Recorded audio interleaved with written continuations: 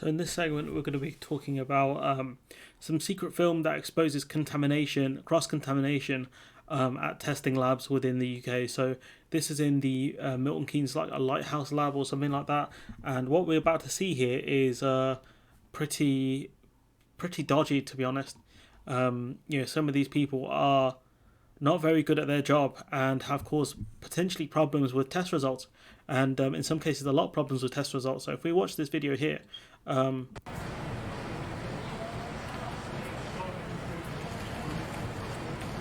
see that there, that's come out of the test of the tube.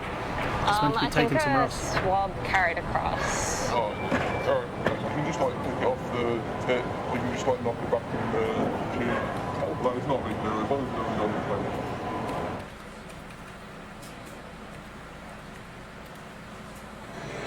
So this is apparently a cross-contamination hazard. What can we do?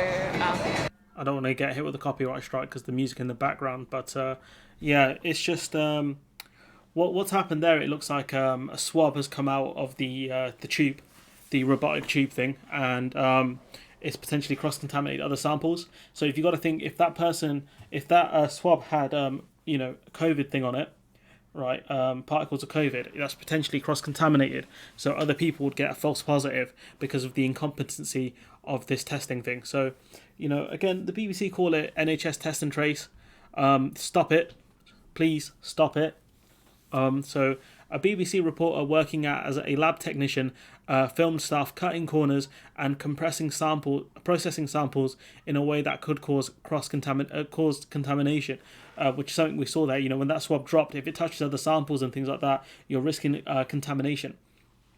This means that some people who are taken a test via test and trace may have received no result or a wrong result. The lab said it had followed all the necessary rules and regulations. I mean, if you have and you made mistakes like that, then I would seriously look at the rules and regulations. Evidence at the lab captured on film shows checks to ensure samples could be identified were rushed, meaning tests were sometimes discarded unnecessarily. And you think in that situation that if tests are discarded, that means that it's going to take longer for someone who potentially has COVID to actually get the results that they should have gotten. Because if you think, they're meant to have a turnaround time of about 2 days. So you're telling, what do you do in that situation if you've lost someone's sample? Do you say, we need another sample? Or do you just tell them, no, you're fine? Or you've got COVID? Like, what do you do in that situation? It's just ridiculous. So some test samples glooped across an area where other samples had been placed, risking contamination. Gloop is like mucus. So, that's gone across other samples.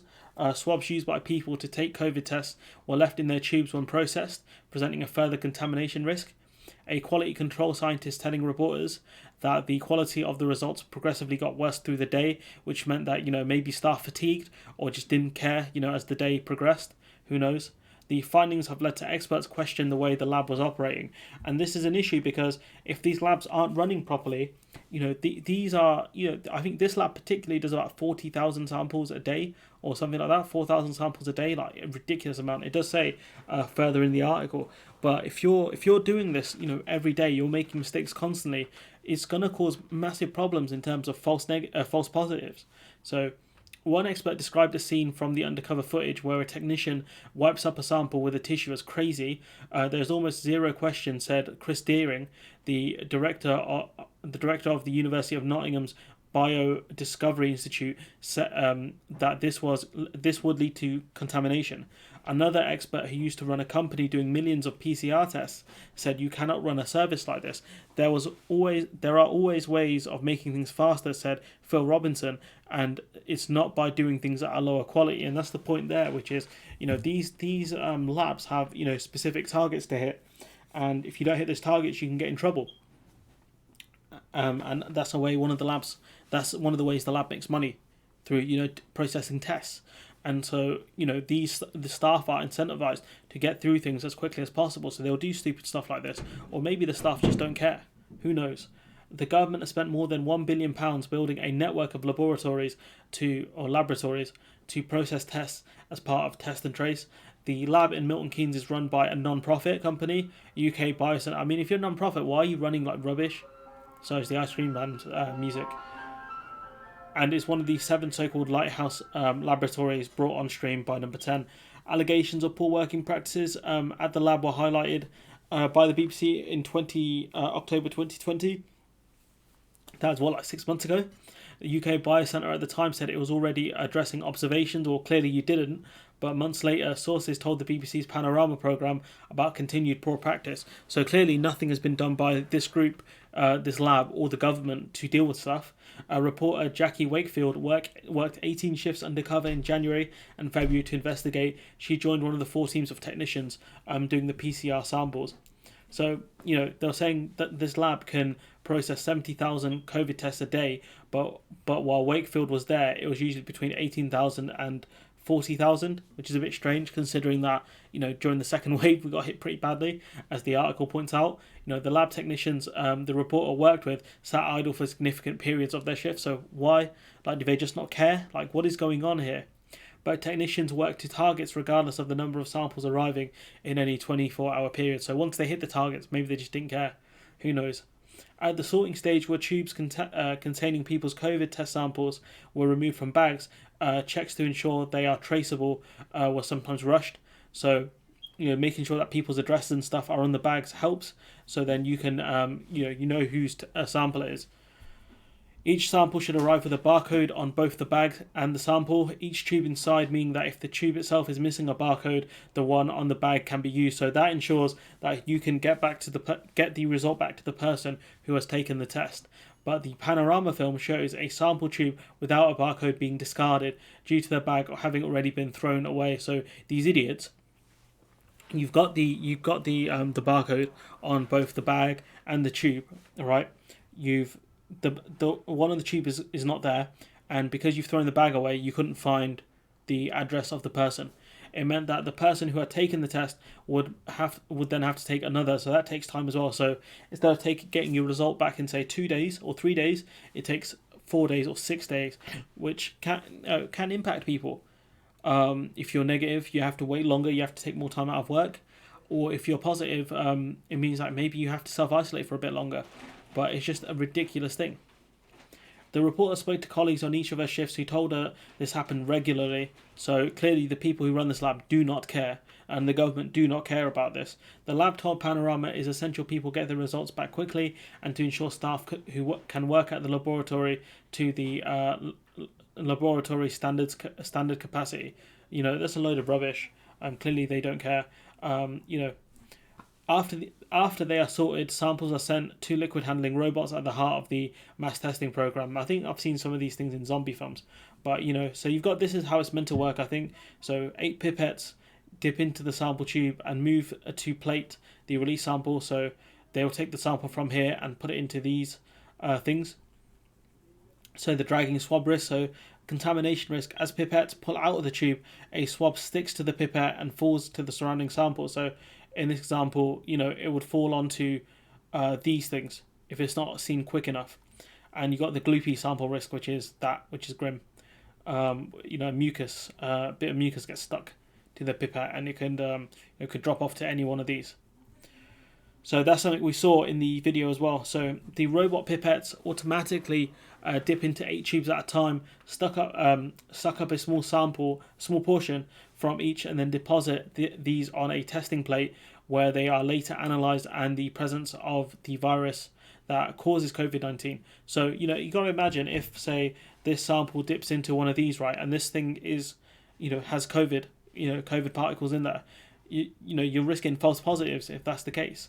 To save time, swabs used by people to take their tests were left inside their tubes rather than being removed by hand first when processed. On occasion, these swabs were caught by the robot's pipettes, lifted out, and sometimes fell across other samples, potentially contaminating them. And, it looks like this happened fairly often. The laboratory said if contamination is suspected, the run must be stopped, the system cleared down, and a new run started from scratch. However, while some clinicians did pause the machine, Wakefield filmed others pushing the swab back in to the tube with gloved hands. Experts said this too could cause contamination. You got to think that if, say, this thing is wet, this swab is wet, you could easily drop particles into the other samples. So again, it's ridiculous. Watching the evidence, Professor Deaning said if a solution has got a full infection of millions of particles and you start bouncing this around naturally, a few droplets are going to spray off into different directions, and they could easily spray off into, these what are these called again? Wherever these things are.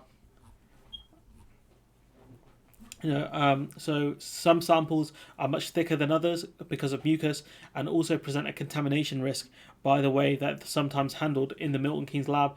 Wakefield saw these thicker samples regularly hanging off robot pipettes and dripping across other samples while being transferred to the testing plate. So if this happened regularly, you can get a situation where there's false positives and people being forced to self-isolate for no reason.